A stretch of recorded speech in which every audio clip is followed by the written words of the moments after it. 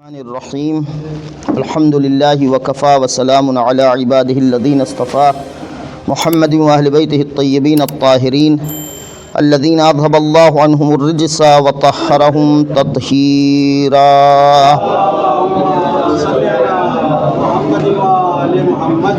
ولعنۃ الدائمۃ علی اعدائہم اجمعین، اما بعد۔ درس تفسیر کا سلسلہ ہے، لیکن چونکہ آج ایک مجلس ترحیم بھی اسی درس کے ساتھ شامل ہے، لہذا التماس ہے کہ آپ حضرات ایک بار سورہ حمد اور 3 بار سورہ اخلاص کی تلاوت فرما کر مرحوم سید علی مختار کاظمی ابن سید ذکی اکبر کاظمی کی روح کو ایصال فرمائیں۔ بسم اللہ۔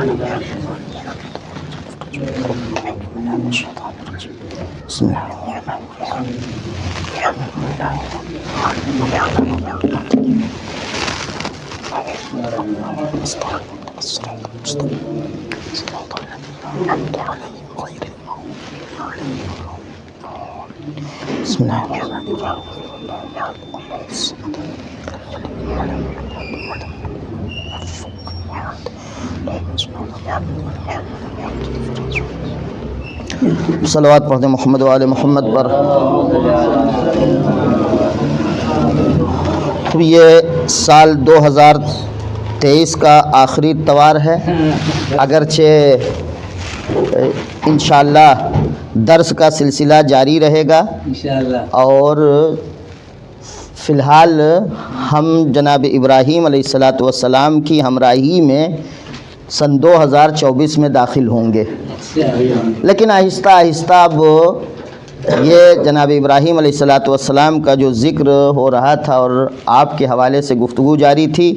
اب یہ اختتام کی منزل کی طرف آگے بڑھ رہا ہے۔ بس اس لیے اسے بچا کر رکھا کہ 2024 تک ہم جناب ابراہیم علیہ السلام کے ساتھ رہیں، اس لیے کہ اس طولانی مدت میں یقیناً ہم اور آپ جناب ابراہیم علیہ السلام کی شخصیت اور آپ کی ذات سے اس قدر مانوس ہو چکے ہیں کہ ان کا ساتھ چھوڑنا ہمارے لیے گراں ہے۔ لہٰذا اب جب ختم ہوگا تو ایسا نہیں ہے کہ یہ تفسیر کا درس ختم ہو جائے گا، انشاءاللہ توفیق خدائے متعال شامل رہی تو آگے انبیاء کا سلسلہ جاری رہے گا۔ اور چونکہ یہ تو ظاہری اعتبار سے جناب ابراہیم کا ذکر ختم ہوگا، ورنہ ہر نبی میں جو جناب ابراہیم علیہ السلام کے بعد جن کا تذکرہ ہوگا، ہر نبی کے یہاں جناب ابراہیم کی شخصیت یقیناً پائی جائے گی۔ لہذا چونکہ حج کے حوالے سے گفتگو ہو رہی تھی جناب ابراہیم علیہ السلام کی زندگی میں، اور وہاں پہ جناب ابراہیم کی ایک دعا کا تذکرہ حج کے موقع پر پایا جاتا ہے، جہاں پر سورہ بقرہ میں آیت نمبر 128 میں جناب ابراہیم اور جناب اسماعیل یہ بارگاہ الہی میں دعا کر رہے ہیں، وَأَرِنَا مَنَاسِكَنَا، پروردگار ہمیں ہمارے مناسک کو دکھا۔ ارنا مناسکنا، ہمیں ہمارے جو مناسک ہیں، نسک اصل میں عبادت کو کہتے ہیں، یعنی جب خانہ کعبہ تیار ہو گیا، خانہ کعبہ تیار ہونے کے بعد اب وہاں کرنا کیا ہے، کس طرح عبادت کرنا ہے۔ لہٰذا جناب ابراہیم اور جناب اسماعیل علیہ السلام بارگاہ الہی میں عرض کرتے ہیں، ارنا مناسکنا، پروردگار ہمارے مناسک کو ہمیں دکھا۔ تو اب یہاں پر 2 طریقہ ہو سکتا ہے۔ ایک وقت تو یہ کہ پروردگار عالم قانون کو ایک مثلاً پیغام کی شکل میں جناب ابراہیم تک پہنچا دیتا کہ دیکھو تمہیں یہ کرنا ہے، مثلاً طواف کس طرح سے کرنا ہے، تمہیں سعی کس طرح سے کرنا ہے، عرفات کے اعمال کس طرح انجام دینے ہیں، منا کا مرحلہ کس طرح طے کرنا، یہ ایک صورت ہے۔ دوسری صورت یہ ہے کہ صرف قانون کی شکل میں جناب ابراہیم تک ابلاغ نہ ہو، بلکہ جناب ابراہیم کو، چونکہ جناب ابراہیم جو دعا کریں ارنا مناسکنا، پروردگار ہمارے مناسک کو ہمیں دکھا، کس طرح سے یہ کرنا ہے۔ لہذا دوسرا طریقہ یہ تھا کہ جناب جبرائیل کو پروردگار عالم نے بھیجا، جناب ابراہیم نے جبرائیل نے جیسے جیسے عبادت کیا، جیسے جیسے اعمال حج بجا لائے، جناب ابراہیم بھی ویسے ہی ویسے اعمال حج بجا لائے۔ گویا یہاں پہ وہی جس طرح سے ہم نے امامت کی بحث میں اشارہ کیا تھا کہ امامت اور رسالت میں فرق یہ، رسالت کا کام صرف ہوتا ہے تبلیغ کر دینا، تبلیغ کرنا یہ رسالت کا کام ہے، ہم تک پیغام پہنچ گیا، ہم تک مثلاً عبادت کا طریقہ پہنچا دیا نبی نے، رسول نے، اور اس کے بعد اب ہم انجام دیں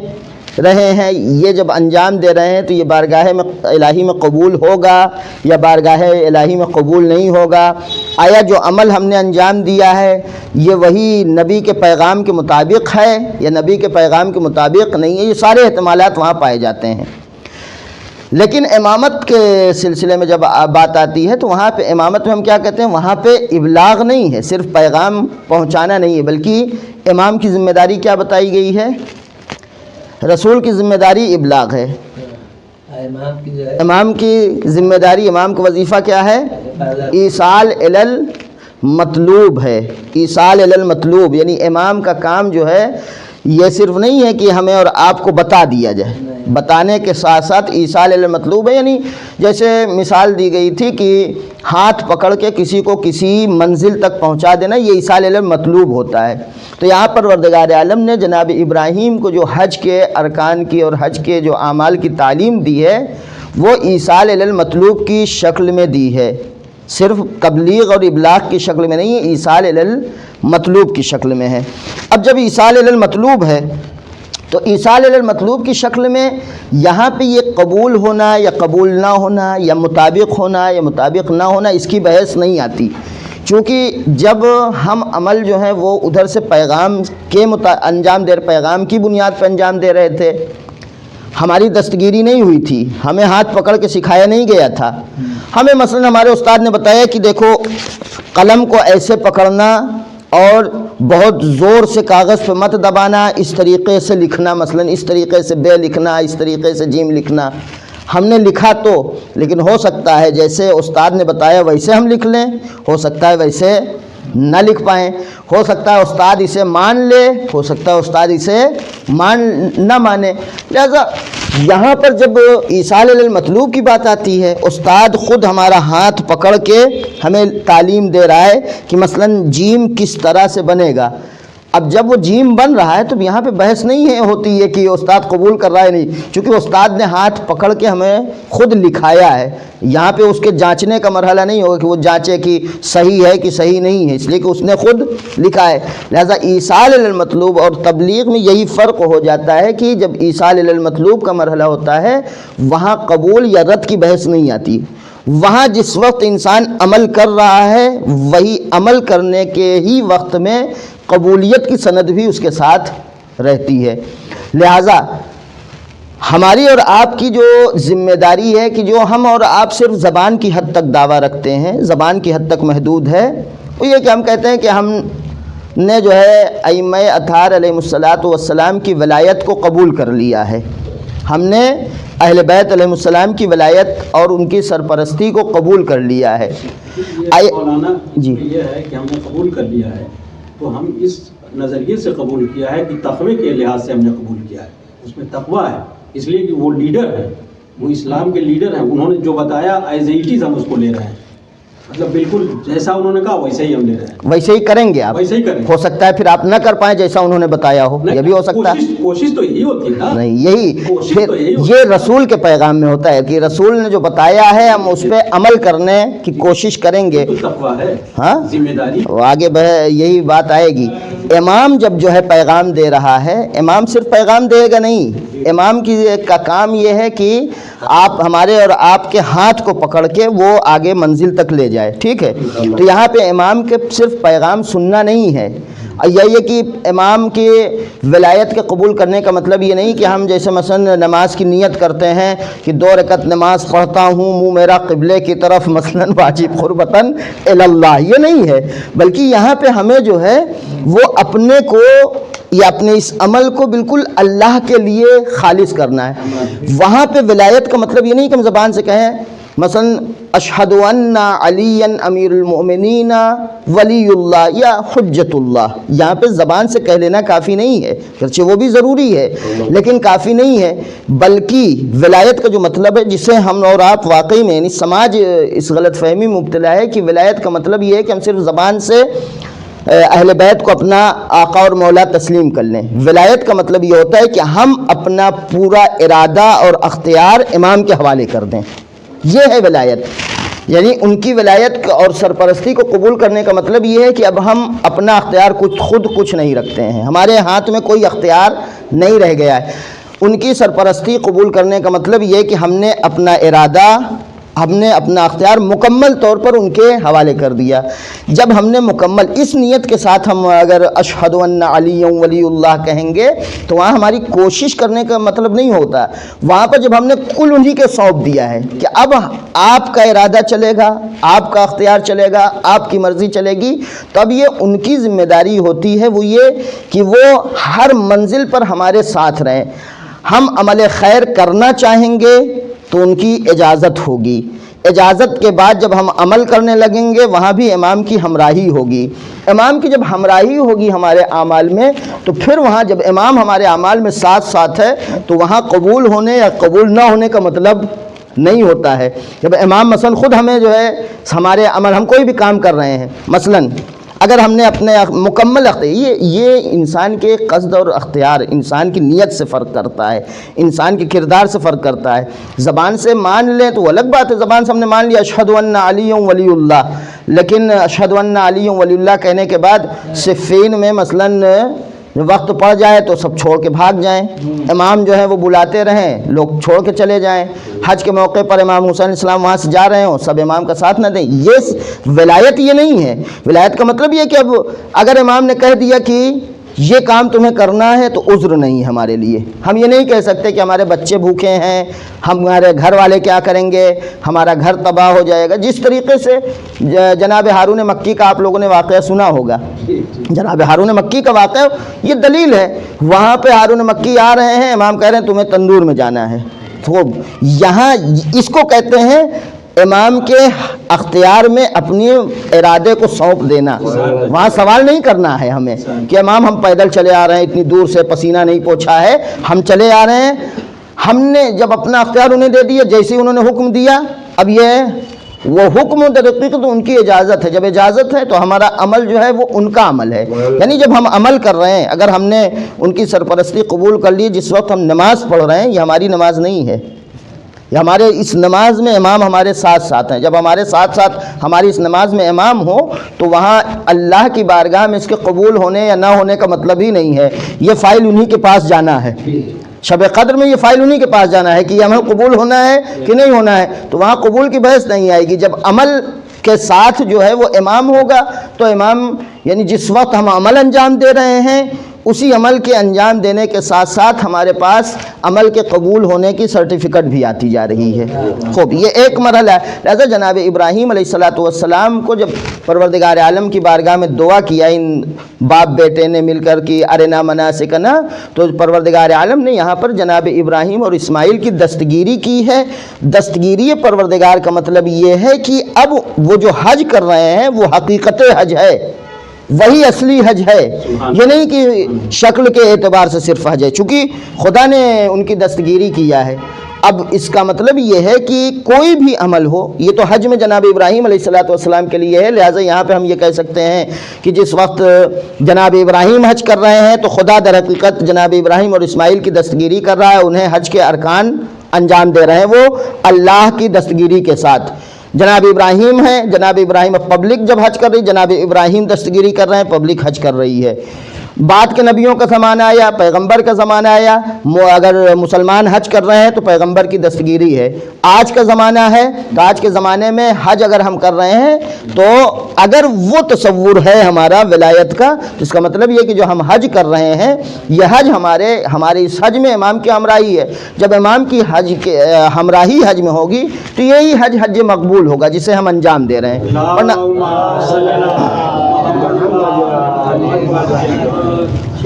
لہذا اس تصور کے ساتھ اور اس نیت کے ساتھ ہمیں اور آپ کو حج کی طرف آگے بڑھنا ہے کہ یہاں پر اگر ہم نے اپنے کو سونپ دیا ہے تو پھر ساتھ ہی ساتھ یہ نیت ہماری رہے گی ہر عمل کے وقت کہ ہر عمل میں ہمارے امام ہمارے ساتھ ہیں، امام شامل ہے، اور جس عمل میں ہمارے ساتھ امام آ گئے وہاں پر پھر اس کی قبولیت کا مطلب نہیں ہوتا، اور پھر چونکہ قبولیت کا مطلب اس لیے نہیں ہوگا کہ چونکہ ان کے اشارے پر، ان کی تائید سے، ان کی ہمراہی میں انجام پا رہے، لہٰذا اس سے قبل میں نے یہ حدیث پیش کی تھی فی مقادیر امورہ تہبط الیکم وتصدر من بیوتکم، کہ سارے امور دنیا کے اہل بیت علیہ السلام کے بارے میں کہا جا رہا ہے کہ اہل بیت یہ سارے کے سارے امور جتنے ہیں دنیا کے سارے امور یہ آپ کے پاس نازل ہوتے ہیں، وتصدر من بیوتکم، پھر آپ کے گھروں سے پہنچتے ہیں۔ مثلا ابھی جن لوگوں نے حج کا فارم بھرا ہے ان کو ابھی سے امام سے لو لگانا چاہیے کہ امام آپ جو ہے ویریفائی کر دیجئے گا ہمارا فارم۔ اگر امام کی طرف سے ویریفائی ہو گیا یہ فارم تو یقیناً یہ آنے والے زمانے میں حج بیت اللہ سے مشرف ہوں گے، اور اگر امام کی طرف سے ویریفائی نہ ہوا، چاہے حج کمیٹی اسے ویریفائی کر دے، وہ انسان کہیں نہ کہیں جا کر پھنس جائے گا، کہیں نہ کہیں جا کر اٹک جائے گا۔ صلوات پڑھتے محمد وعلی محمد۔ یہ بلب جلتا ہے، اس کو بھی خوب۔ اب آگے بڑھتے ہیں، جناب ابراہیم علیہ السلام کے حج کا جو سفر شروع ہوا ہے، یہ لگتا ہے خراب ہو گیا ہے بلب، جو بات جو ہے بورڈ پہ لانے والے تھے اب اس کو جو ہم منہ زبانی بتانے کی کوشش کریں گے۔ نہیں بھائی، جن لوگوں نے آنکھ کھلوایا ہے ابھی ان کی خوب، ہاں کوئی بات نہیں۔ جناب ابراہیم علیہ السلام کا جو حج کا سفر ہے وہ ہمارے اور آپ کی طرح حج کا سفر نہیں ہے، ہمارے سمجھ سے دکھ جائے گا بورڈ پہ نا، لہٰذا یہاں پر ایک عنوان ہم ڈالتے ہیں،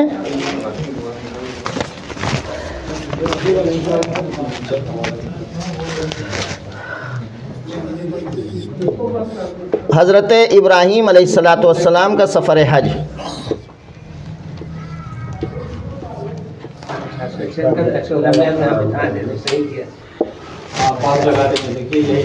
احسن، ارے کوئی بات نہیں، یس ایل ای ڈی وڈی میں اتنا دم نہیں ہوتا کہ وہ جلنے لگے، 9 واٹ فل رہتا ہی ہے، 9-10 واٹ نہیں جلا، لگ ہی نہیں رہا، یہیں صحیح دباؤ، ایسے ادھر سامنے سے آ جاؤ بس۔ خب جناب ابراہیم علیہ السلام کا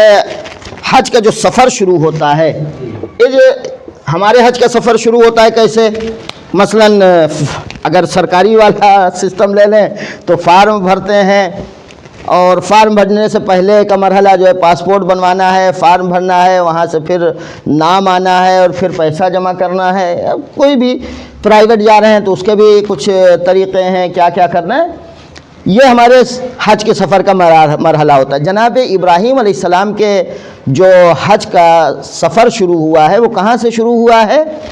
جناب ابراہیم کے حج کا سفر ان کی زندگی کے آغاز سے شروع ہو رہا ہے، جہاں قدم بقدم امتحان ہے، جہاں قدم بقدم امتحان ہے۔ آگے بڑھتے ہیں تو یہاں پر امتحان اور سخت ہوتا جاتا ہے، یہاں تک کہ جناب ابراہیم کے اس سفر حج میں جو بالکل آپ تصور کر سکتے ہیں کہ جس کا بالکل ڈائریکٹ تعلق حج سے ہے، وہاں فرزند کی قربانی سے لے کر یہ سلسلہ شروع ہوتا ہے۔ فرزند کی قربانی ایک مرحلہ ہے،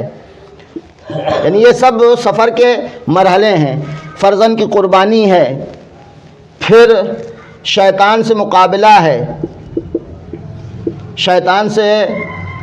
مقابلہ ہو رہا ہے جناب ابراہیم کا، نہ ایک لاٹھی ڈنڈا نہیں چل رہا ہے، شیطان وہاں پہ اپنا کام کرنا چاہ رہا ہے، کبھی جا کے دوڑ کے جناب حاجرہ کے پاس جاتا ہے، کبھی جناب اسماعیل کو بہکانا چاہتا ہے، کبھی جناب ابراہیم علیہ السلام کے پاس آتا ہے۔ پھر یہاں جناب ابراہیم جب شیطان سے جو ہے وہ فتح حاصل کر جاتے ہیں، آگے بڑھتے ہیں، تو اب یہ یہاں پر جو مرحلہ آتا ہے جناب ابراہیم کے اس سفر میں کہ جناب ابراہیم اب حج کریں۔ حج کے مرحلے میں جناب ابراہیم خدا کے استمداد سے، خدا کے توفیق سے جناب ابراہیم حج کے مرحلے تک آگے بڑھ رہے ہیں۔ اگر ہم جناب ابراہیم کی زندگی میں، یہ تو میں نے بالکل آخر کے چیزوں کو یہاں پر آپ کی خدمت میں لکھا ہے، اگر آپ جناب ابراہیم کی زندگی کے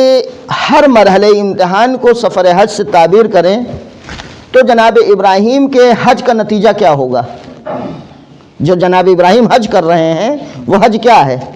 حج کا مطلب، جناب ابراہیم کے حج کا مطلب کیا یہ ہے صرف کہ جناب ابراہیم طواف کر رہے ہیں، پھر مثلاً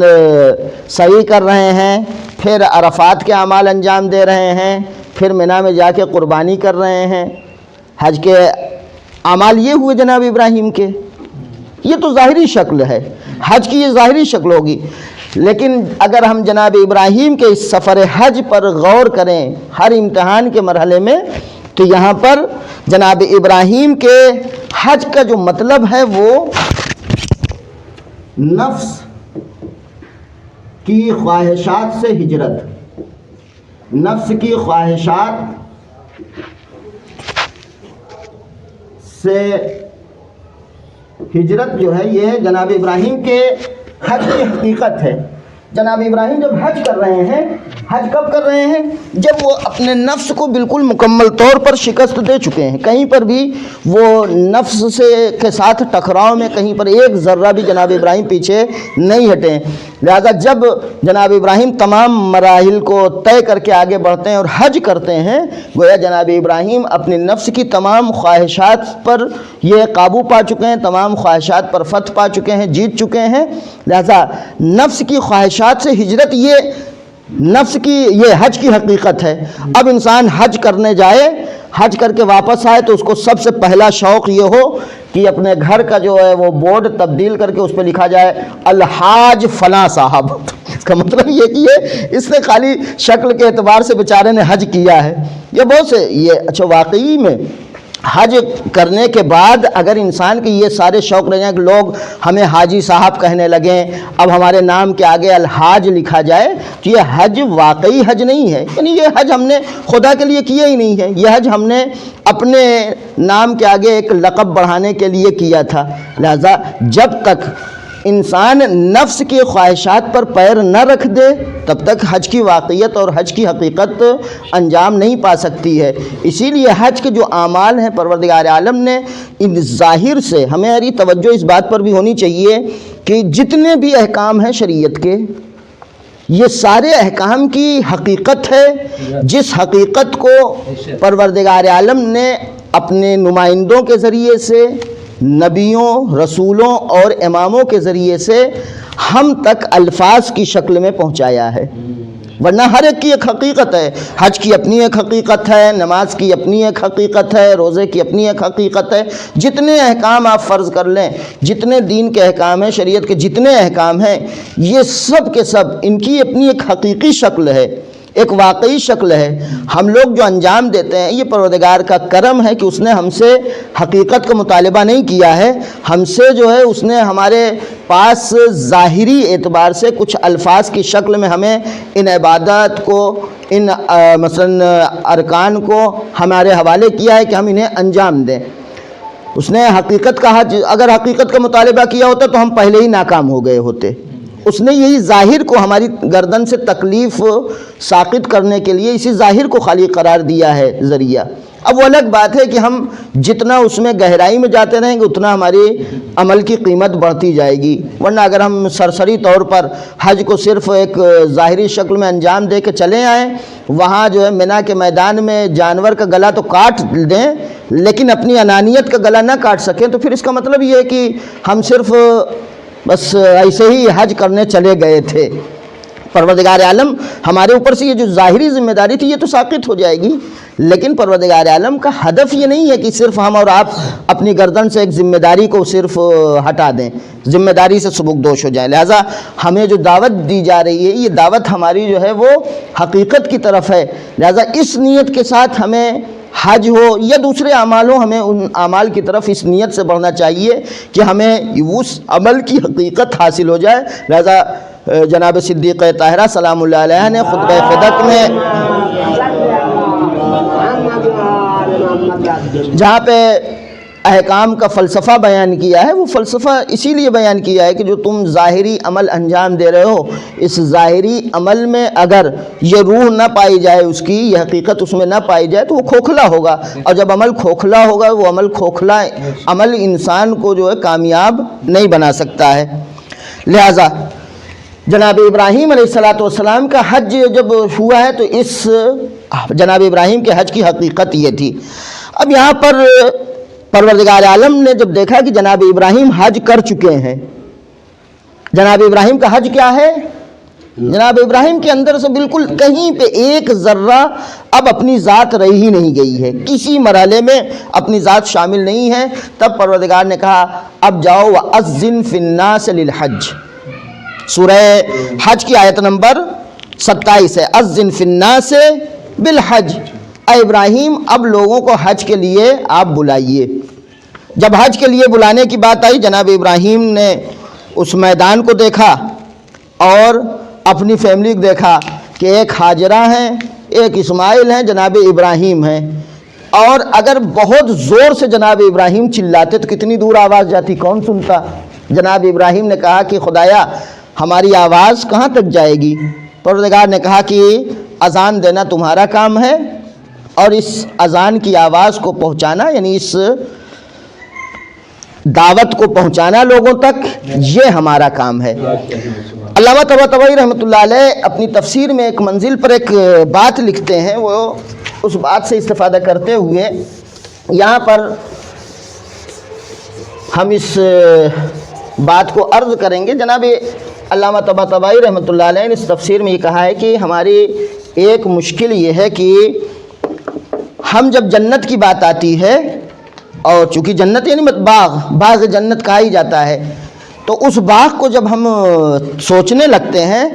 تو دنیا کے باغ کو پہلے تصور کرتے ہیں، پھر یہ تصور کرتے ہیں کہ وہ باغ بھی مثلا یہاں پہ ہم نے فرض کریں کہ آم کا باغ تصور کیا تو وہاں بھی آم جو ہے ہم ہاں اس سے تھوڑا سا خوبصورت باغ رہے گی، ہم اصل اسے قرار دیتے ہیں جو دنیا میں ہم دیکھ رہے ہیں، اس کے بعد فرع اسے قرار دیتے ہیں جو جنت کہی جاتی ہے۔ ہماری ایک یہ مشکل ہے، جبکہ ہے کیا، یہ دنیا میں جو باغ بنتے ہیں، تیار ہوتے ہیں، یہ باغ اس باغ کی ایک نقل ہے، اصل وہ باغ ہے، باغ جنت اصل ہے، بہشت اصل ہے۔ لہذا ہمیں یہ تصور کرنا چاہیے، یہ نہیں کہ یہ اصل ایسے ہی مثلا تھوڑا سا بہتر وہ ہوگی، ہمیں یہ تصور کرنا چاہیے کہ وہ اصل ہے، یہ اس کی نقل ہے۔ جب نقل اتنی خوبصورت ہے تو پھر اصل کا کیا حال ہوگا۔ یہاں تک اگر آپ آ گئے تو اب اگلی بات یہ ہے، ایک صلوات پڑھ دیں محمد و آل محمد۔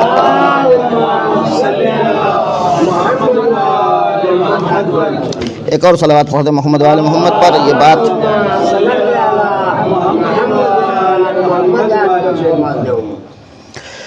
وہ یہ کہ جب اعمال کی بات آتی ہے، اور یہ جیسے جناب ابراہیم کے اس آواز کی بات آئی، اذان کی بات آئی، تو یہاں پر بھی ہمارا تصور جو جاتا ہے کہ یہ جناب ابراہیم جو اذان دے رہے ہیں، دعوت دے رہے ہیں حج کے لیے، یہ دعوت کیسے لوگوں تک پہنچے گی؟ دنیا بہت بڑی ہے، دنیا بہت وسیع ہے۔ خوب اگر مثلا فرض کریں آج مائک کا استفادہ کیا جائے تو مائک کے ذریعے سے ہماری آواز کو بہرحال یہ عبادت خانے سے تو آگے بڑھ جائے گی، لیکن کسی نہ کسی حد پہ پہنچنے کے بعد وہ آواز ہماری ختم ہو جائے گی۔ خوب یہاں یہ تصور کب پیدا ہوگا؟ جب ہم پروردگار عالم کی اس وعدے کو اپنے جسم کے ساتھ ٹیلی کر رہے ہوں۔ ہم یہ کہیں کہ پروردگار نے کہا ہے کہ ہم سب تک پہنچائیں گی یہ آواز۔ خوب ہمارے جسم میں کان جو ہے، یہ کان اس کی ایک محدودیت ہوتی ہے، بہت ہی اگر مثلاً بہت ہی اگر مضبوط کان ہوا، اور جس کو کہہ لیں کہ خارق العادت کان کسی کو ملا، ابو علی سینا جیسے لوگوں کو، کہ بہت دور سے بھی وہ لوگوں کے کراہنے کی آواز سن لیتے تھے۔ کوئی اگر بیماری میں کراہتا ہوتا تھا تو پروردگار عالم نے انہیں یہ ایک انعام عطا کیا تھا، انہیں ایک یہ تحفہ دیا تھا کہ وہ بہت دور سے کسی مریض کے کرانے کی آواز سن لیتے تھے اور متوجہ ہو جاتے تھے کہ کوئی مریض ہے، اور اس کے علاج کے لیے وہ پریشان رہتے تھے کہ اس کا علاج کرنا ہے۔ یعنی یہ اہمیت ہے ڈاکٹروں کی۔ ڈاکٹر کو پروردگار عالم نے جو یہ تحفہ دیا ہے، ان کے ہاتھ میں ہنر دیا ہے، ان کے وظائف میں سے ہے۔ یہ نہیں کہ جب تک بل جمع نہ ہو تب تک ہاتھ نہ لگائیں، وہ الگ بات ہے کہ دنیاوی اعتبار سے یہ سارے مسائل اب انجام پانے لگے ہیں۔ لہذا بہرحال دنیاوی کان کی ایک محدودیت ہوتی ہے، کیوں؟ اس لیے کہ یہ ہمارا جسم کیا ہے؟ ظاہر ہے۔ ایک جسم ظاہر ہے، جب یہ جسم ہمارا جو ہے ظاہری مادہ ہے، مادے کا مسئلہ یہ ہوتا ہے کہ مادہ وہ جگہ بھی محدود چاہتا ہے اور اس کا زمانہ بھی محدود رہتا ہے۔ مثلا اگر ہم اپنے جو ہے رہنے کے لیے گھر چاہیں تو ایک چھوٹا سا کمرہ بھی ہمارے لیے کافی ہے، لیکن یہ جگہ بھی محدود ہوئی ہماری، زمانہ بھی محدود ہے۔ مثلا فلاں سن میں پیدا ہوں گے، فلاں سن میں مر جائیں گے، یہ محدودیت ہو گئی۔ اگر ہم پروردگار عالم کی دعوت کو اس حوالے سے تصور کریں تو ظاہر سی بات ہے جناب ابراہیم علیہ السلام کی آواز جو دعوت کی ہے، جو اذان ہے جناب ابراہیم کی، یہ اذان کہاں تک پہنچے گی؟ صرف جناب ابراہیم تک، جناب ہاجرہ تک۔ لیکن یہ آواز کہاں تک پہنچی؟ آئیے آپ کی خدمت میں ایک روایت پیش کرتے ہیں کہ جس روایت میں یہ عرض کیا جاتا ہے کہ مد اللہ ابراہیم فی صوتہ حتی اسمع بہ اہل المشرق والمغرب۔ پروردگار عالم نے ابراہیم کی آواز کو اتنا وسیع کر دیا، اتنا بلند کر دیا کہ آواز اہل مشرق اور مغرب سب تک پہنچ گئی۔ وما بینہما من جمیع ما قدر اللہ وقضا فی اصلاب الرجال۔ مشرق اور مغرب کے درمیان، مشرق و مغرب بھی پہنچی، مشرق و مغرب کے درمیان کے ساتھ ساتھ اللہ تبارک و تعالی نے مردوں کے نطفوں میں جو مقدر کیا تھا وہاں تک یہ آواز پہنچی، عورتوں کے رحموں میں جو مقدر کیا تھا، جو فیصلہ کیا تھا، وہاں تک یہ آواز جناب ابراہیم علیہ السلام کی پہنچی ہے۔ لہذا وجب الحج علی جمیع الخلائق۔ چونکہ یہ آواز جناب ابراہیم کی جو اذان کی آواز ہے، دعوت، حج کی دعوت ہے، یہ تمام لوگوں تک پہنچی ہے، جو تھے اس زمانے میں پیدا ہو چکے تھے ان تک بھی پہنچی ہے، جو اپنے باپ کے صلبوں میں تھے ان تک بھی پہنچی ہے، جو اپنے ماؤں کے رحموں میں تھے ان تک بھی پہنچی، تمام لوگوں تک پہنچی ہے۔ لہٰذا یہ حج جو ہے ان کے لیے بھی واجب، جتنے انسان ہیں سب کے اوپر واجب ہے۔ یہ الگ بات ہے کوئی مستطیع نہیں ہوتا تو اس کے اوپر پھر یہ وجوب جو ہے فعلی نہیں ہوتا ہے، ایکٹیویٹ نہیں ہوگا، یہ وجوب واجب ہوا ہے اس کے اوپر، لیکن ایکٹیویٹ کب ہوگا؟ جب اس کے پاس استطاعت ہوگی۔ حتیٰ کہ کفار و مشرکین بھی چونکہ انہوں نے بھی یہ آواز سنا تھا، ان کے اوپر بھی واجب ہے۔ لہذا یہ آواز جب ہم اپنے اس جسم کو اس مادیت میں محدود رکھیں گے اور یہ تصور کریں گے کہ یہ جسم مادی ہے تو کان بھی مادی ہے، جب جسم محدود ہے کان بھی محدود ہے، ہماری آنکھ بھی محدود ہے، ہماری جو ہے وہ زبان بھی محدود ہوگی، ہمارا زمانہ بھی محدود ہوگا، ہماری جگہ بھی محدود ہوگی۔ لیکن اب اگر ہم یہ تصور کر لیں، اور یہ بات پہلے دن سے سمجھائی جا چکی ہے کہ ہماری حقیقت اس جسم میں محدود نہیں ہے، ہم کیا ہیں؟ یہ ہمارا ایک تن ہے، ہماری ایک روح ہے، ہماری ایک جان ہے، ہمارا ایک نفس ہے۔ اگر تن ہے خالی تو تن میں محدودیت پائی جاتی ہے، لیکن اگر نفس ہے، اگر جان ہے، روح ہے تو روح میں کوئی محدودیت نہیں ہے۔ روح کا حال یہ ہے کہ پروردگار عالم نے ابتدائی مرحلے میں، ازل ہی میں پروردگار عالم نے وَأَشْهَدْتُمْ عَلَىٰ أَنفُسِهِمْ أَلَسْتُ بِرَبِّكُمْ، پروردگار عالم نے یہ کہا کہ کیا وہاں جب ہمارے جو ہے روحی خلقت تھی، خالی جسمی طور پر ہم پیدا ہی نہیں ہوئے تھے، اس لیے کہ ہمارے جسم کا آغاز وہ جو ماں کے شکم سے جسمانی آغاز ہو رہا ہے، لیکن اس سے قبل ایک مرحلہ ہے جہاں پر ہم تھے، وہاں پروردگار، جسے ہم عالم الست کہتے ہیں، جہاں پروردگار الستو بربکم، کیا میں تمہارا رب نہیں ہوں، تمہارا پروردگار نہیں ہوں؟ سب کہتے ہیں وہاں پر یقیناً تو ہی ہمارا رب ہے۔ جب وہاں ہم نے اقرار کر لیا ہے تو پھر اب یہاں پر ہماری ذمہ داری ہے کہ ہم اس اقرار کو جو ہے تسلیم کر لیں کہ ہاں ہم اس سے پہلے مان چکے ہیں. لہذا جناب ابراہیم علیہ الصلاۃ والسلام کی جو حج کی آواز تھی وہ حج کی آواز ظاہری کانوں کے لیے نہیں تھی، بلکہ یہ آواز جو ہے ہمارے نفس کے کانوں کے لیے تھی، ہماری روح کے کانوں کے لیے تھی. اور چونکہ روح میں محدودیت نہیں ہے ہمیشہ یہ آواز، لہذا اسی آواز سے آپ حضرت امام زمانہ عجل اللہ تعالی فرجہ الشریف کی آواز کو بھی حل کر سکتے ہیں کہ جناب امام زمانہ علیہ السلام جب آواز دیں گے یہ آواز مشرق و مغرب ہر جگہ پہنچے گی، ہر انسان سنے گا، ہر انسان اسے سنے گا. تو دو طرح کی آواز ہے. ایک آواز تو وہ ہے جو روز ظہور امام کی طرف سے آئے گی، امام کی طرف سے جو روز ظہور آئے گی، اس میں پروردگار عالم لوگوں کے اس جسمانی نظام کو اتنا قوی کر دے گا کہ حتیٰ کہ کافر بھی ہوگا، حتیٰ کہ مشرک بھی ہوگا، منکر امامت ہوگا، منکر خدا ہوگا، وہ بھی اس آواز کو سنے گا اپنے اس ظاہری کان سے. یہ جسم کا سسٹم اس کا اتنا مضبوط ہو جائے گا، اس کا جسمانی نظام اتنا قوی ہو جائے، پروردگار عالم ایسا انتظام کرے گا. لیکن ایک آواز وہ ہے کہ جو اب یہ تو آواز، اچھا یہ نہیں کہ خالی امام کی آواز پر پروردگار عالم تمام انسانوں کے جسم کو قوی کر دے گا، اس جسم کے کان کو مضبوط کر دے گا، نہیں. شیطان کی بھی آواز کو سننے کے لیے پروردگار، اگر یہ ہوتا کہ خالی امام کی آواز پر ہمارا کان مضبوط ہو رہا ہے تو خالی امام کی آواز ہم سنتے. اسی روز شام تک کئی آوازیں آئیں گی. ابھی سے یہ بتا دے رہے ہیں کہ اگر خدا نے زندگی دی تو ہم لوگ ہوشیار رہیں کہ جو آواز ہے وہ آواز کو ہم تشخیص دے سکیں کہ کون سی آواز ہے. امام کی آواز کی بھی رہے گی، اسے بھی ہم سنیں گے، اور شیطان کی بھی آواز آئے گی، اسے بھی ہم سنیں گے. لیکن ہاں پہچان کیا کریں؟ پہچان ابھی سے آپ عمل صحیح کر لیجئے، پہچان جائیے گا. ہاں ابھی سے اگر امام سے دور رہے تو کبھی نہیں پہچان پائیں گے. ابھی سے اگر ہم امام سے قریب رہے، امام کی دعوت پر لبیک کہتے رہے، یہی کہ ابھی جو بات یہی آنی تھی کہ اگر ہم ابھی سے اپنے کو عادی بنا لیا. اسی لیے پروردگار عالم نے جناب ابراہیم کی اذان میں اس دعوت کو محدود نہیں کیا ہے، اس اذان کا سلسلہ آپ کی اذان سے بھی جوڑ دیا ہے. یہ صرف قیصر صاحب کو خوش کرنے کے لیے نہیں کہہ رہے ہیں، یہ واقعی میں پروردگار عالم نے جو اس حج کی اذان ہے، اس حج کی اذان یعنی حج کی دعوت کو اس اذان کے ساتھ جوڑ دیا. لہذا بزرگان فرماتے ہیں کہ یہ مت دیکھو کہ اذان کون دے رہا ہے،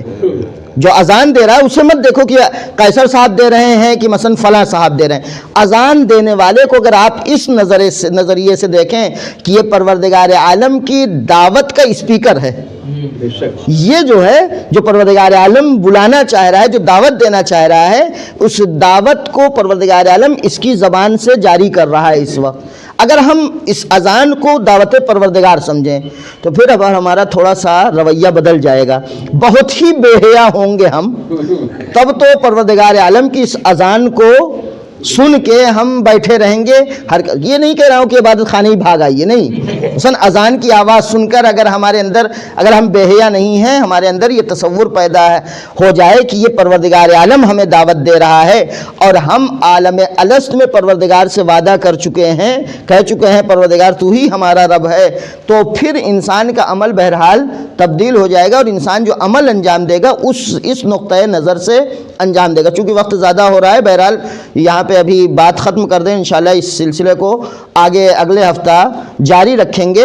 تو خلاصہ یہ کہ جو بات میں عرض کر رہا تھا وہ یہ کہ جناب ابراہیم علیہ السلام کی دعوت جو ہے وہ سب انسانوں تک پہنچی. ہمارے امام کی دعوت بھی تمام انسانوں تک پہنچے گی. پہلی آواز سب تک پہنچے گی، لیکن دوسری آواز جو ہوگی، دوسری آوازیں امام کے ظہور ہونے کے بعد، امام جتنے خطبے دیں گے، امام جتنے بیانات امام کے ہوں گے، جتنے احکام امام نافذ کریں گے، وہ سب کے سب مومنین کے کانوں تک پہنچیں گے. یہ خاصیت ہے. پہلی آواز سب تک پہنچے گی، لیکن دوسری آواز کے لیے اپنے کان کو مضبوط کرنا پڑے گا. یہاں پر اب جسم کا کان پروردگار عالم مضبوط نہیں کرے گا، یہاں پر ہمیں اپنے روح کا کان، اپنے نفس کا کان مضبوط کرنا پڑے گا. اور اتنا مضبوط کرنا پڑے گا کہ جب امام کہیں خطبہ دے رہے ہوں تو ہم سنتے اس خطبے کو سن سکیں. اچھا یہ ایسا نہیں ہے کہ میں یہ کوئی ہوائی گفتگو کر رہا ہوں. آج سے چند برس پہلے آپ چلے جائیں، جس زمانے میں نہ فون تھا، نہ مثلاً جو ہے ٹیلی گرام کا کوئی سسٹم تھا، کوئی ایسا ذریعہ نہیں تھا کہ جس سے جو ہے لوگ خبر لے سکتے تھے. خوب ایک بچہ، کسی ماں کا ایک بچہ وطن سے دور ہے، آپ یہ بتائیے ماں کا رابطہ اس بچے سے ختم ہو جاتا تھا؟ کیسے باقی رہتا تھا؟ بچہ وطن میں وہاں مثلا پردیش میں تھوڑا سا پریشان ہوتا تھا، ماں کو یہاں پہ احساس ہو جاتا تھا، چاہے بیداری میں دل گھبرانے لگتا ہے ہمارا بچہ مثلا کسی مصیبت میں ہے، تو یہ نظام ہے پروردگار عالم نے روحی نظام ایک قائم کیا ہے کہ اگر انسان اپنی روح کو اس کے ساتھ قریب کر لیتا ہے تو جس کے ساتھ اس نے قریب کیا ہے اپنی روح کو، اس کے ساتھ اس کے دل کا رشتہ جڑ جاتا ہے۔ جب دل کا رشتہ جڑ جاتا ہے تو ظاہری وسائل کی ضرورت نہیں ہوتی ہے، کوئی ظاہری وسائل نہ ہو تب بھی انسان متوجہ ہو جاتا ہے۔ لہذا اگر ہم اپنے جو ہیں اپنی روح کو ہم نے اتنا بلند کر لیا، اتنا بالا بنا دیا کہ امام کے ساتھ جڑ جائیں، تب ضروری نہیں ہے کہ وہاں سے لائیو ٹیلی کاسٹ ہو رہا ہو تب ہم امام کی آواز سنیں گے، لائیو ٹیلی کاسٹ نہ بھی ہو رہا ہو پھر بھی ہمارے کانوں میں امام کی آواز آئے گی، اس لیے کہ ہم نے اپنے وجود کو ہم نے اپنی روح کو امام سے اتنا قریب کر دیا ہے کہ اب امام سے ہمارے درمیان کوئی دوری نہیں۔ ہم رہیں گے ہندوستان میں لیکن ایک امام اگر مکے میں خطبہ دے رہے ہوں گے تو یقیناً ہم زندہ رہے تو سنیں گے، مر گئے تو سنیں گے۔ جو لوگ سوتے وہ سوئیں گے ہی نہیں اگر امام سے قریب ہو گئے ہیں، امام سے اگر قریب کر لیا تو وہ سوئیں گے ہی نہیں۔ لہذا یہ ہماری ایک ذمہ داری یہ ہے کہ ہم یہ صرف ظاہری ولایت کو قبول نہ کریں، ظاہری ولایت کے قبول کرنے کے ساتھ ساتھ ہم جہاں کہہ رہے ہیں اشہد ان علی ولی اللہ، وہیں پر ہم اپنے پورے اختیار کو، اپنے پورے وجود کو امام کے حوالے کر دیں۔ امام کے حوالے اگر ہم نے کر دیا یہی ہماری کامیابی ہے، امام پھر ہماری دستگیری کریں گے، کسی منزل پر ہم امام کا ساتھ نہیں چھوڑ سکتے۔ لہٰذا چونکہ اصال ثواب کی مجلس بھی شامل ہے، اس میں یہ چند جملے مصائب کے اسی حوالے سے اگر آپ دیکھیں کہ کربلا میں کتنے امام کے ساتھ گئے تھے،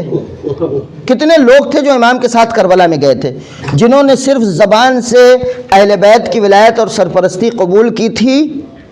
وہ مدینے سے چلے آدھے راستے سے ساتھ چھوڑ دیا، یا مکے پہنچ گئے مکے سے امام کا ساتھ چھوڑ دیا، یا کربلا تک آ گئے کربلا تک پہنچ کے انہوں نے ساتھ چھوڑ دیا امام کا۔ کیوں؟ اس لیے کہ انہوں نے صرف زبان سے کہا تھا کہ آپ ہمارے مولا ہیں، ہم آپ کو اپنا امام مانتے ہیں، ہم آپ کو اپنا قائد مانتے ہیں، لیکن انہوں نے اپنے اختیار کو، اپنے وجود کو امام کے اختیار میں نہیں دیا تھا، امام کے حوالے نہیں کیا تھا۔ لیکن جنہوں نے اپنے پورے وجود کو امام کے حوالے کر دیا تھا وہ تھے کہ جنہوں نے ساری مصیبتوں کے باوجود، سارے امتحانات کے باوجود امام کا ساتھ چھوڑنا گوارا نہیں کیا۔ اور ساتھ چھوڑنا دور کی بات، میں نے کہا کہ اگر انسان اپنے وجود کو امام سے قریب کر لے، اپنے روح کو امام سے قریب کر لے، تو حال یہ ہوتا ہے کہ اگر انسان وہ قریب نہ ہو تو امام کی طلب وہ سمجھتا ہے۔ جناب حبیب کے لیے خط تو امام نے بعد میں لکھا ہے، لیکن حبیب آنے کے لیے کب سے بے چین تھے۔ مسلم بن اوسجہ کو خبر بعد میں ملی ہے، مسلم بن اوسجہ تیاری پہلے سے کر رہے تھے۔ حال یہ ہوتا ہے کہ جب اپنی روح کو انسان امام سے قریب کر چکا ہو، اپنا کل اختیار امام کے حوالے کر چکا ہو، تو اس کا کردار زہیر جیسا ہوتا ہے کہ دنیا کی ساری سہولتیں ہونے کے باوجود وہ اپنا سب کچھ چھوڑ کے، اپنے اہل و عیال کو چھوڑ کے، اپنے اہل و عیال سے دوری کر کے وہ امام کے ساتھ ہو لیتا ہے۔ امام سے اگر روح ہماری قریب ہو تو حر جیسا کردار ہوتا ہے کہ ادھر سب کچھ سپہ سالاری ہے، سرداری ہے، لیکن نہیں، چونکہ روح یہاں نہیں ہے، روح امام کے پاس ہے، لہذا وہاں تک جانا ہی جانا ہے۔ اگر اصحاب امام حسین علیہ السلام کے کردار کو دیکھنا ہو تو انسان اس حوالے سے دیکھے کہ انہوں نے اپنا مکمل اختیار امام کے حوالے، اپنے وجود کو کچھ سمجھتے نہیں تھے۔ لہذا نماز کی جب بحث آتی ہے کہ نماز پڑھنا ہے کربلا میں، ظہر کی نماز، سعید نے انتظار نہیں کیا کہ پیچھے صف میں امام کے کھڑے ہو گئے ہوں پھر امام کہتے کہ آؤ سعید آگے کھڑے ہو جاؤ، سعید نے انتظار نہیں کیا، سعید نے کہا ہمارا وجود رہے نہ رہے ہم تو امام کے لیے ہے نا، لہذا امام کے سامنے کھڑے ہو جاتے ہیں۔ 12 تیر جناب سعید نے متعدد اعضاء پر کھائے ہیں، لیکن اب جب سعید کے جسم میں توان نہیں رہے گی اور ابھی سعید متوجہ ہیں، دیکھ رہے ہیں کہ امام کی نماز ختم نہیں، یہ مرحلہ واقعی میں بہت سخت ہے۔ مصائب کی منزل میں بیان کر دینا بہت آسان ہے، لیکن ذرا تصور کرو جہاں جسم کی توا ختم ہو رہی ہو لیکن یہ انتظار ابھی ہے ہمارے امام کی نماز ختم نہیں ہوئی ہے، کہیں ایسا نہ ہو یہ تیر امام کو لگ جائے۔ لہذا تاریخ نے لکھا جو 13واں تیر آ رہا تھا سعید کی طرف تو سعید نے اسے بڑھ کر اپنے چہرے پر لیا،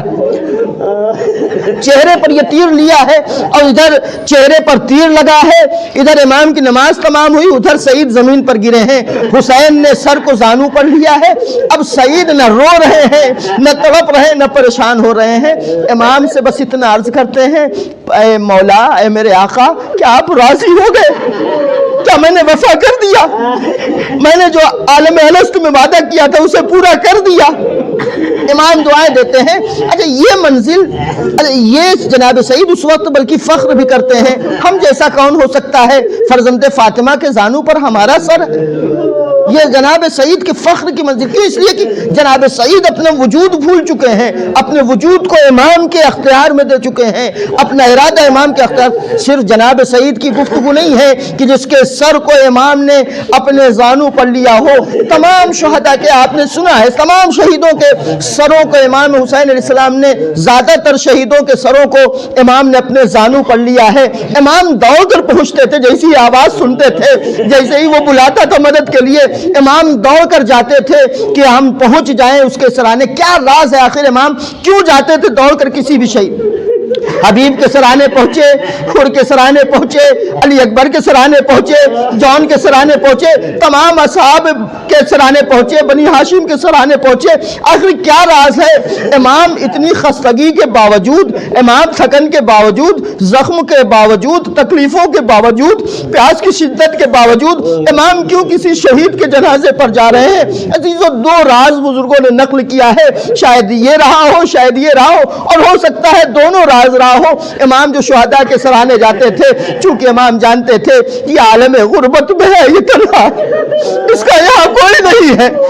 اس کا اپنا یہاں کوئی نہیں میرے علاوہ، لہذا امام اس کے دلاسے کے طور پر، اس کے سکون کے لیے، اس لیے کہ آخری وقت انسان چاہتا ہے ہمارا کوئی اپنا ہمارے پاس ہو،